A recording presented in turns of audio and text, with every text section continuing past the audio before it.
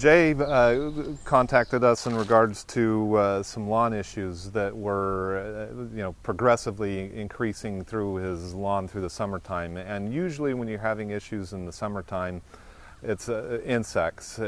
Sometimes you get take-all patch and some other issues, but generally speaking, it could be sod webworms. It could be grubs, June bug grubs. There's a number of things that will damage your grass. They eat the roots and cause problems.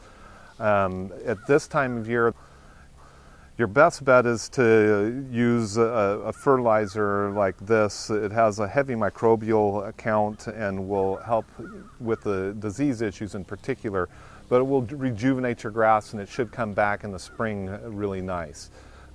So you use this, putting an insecticide or something down in the fall is really inappropriate because the insects are dormant.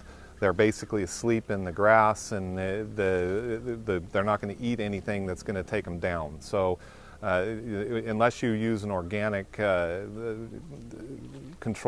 insect control like the beneficial nematodes, something like that, they can get the dormant ones. But this time of year, we really recommend doing the fertilization to build up your microbial count, feed the grass, get the roots growing again so that in the spring it comes back healthy.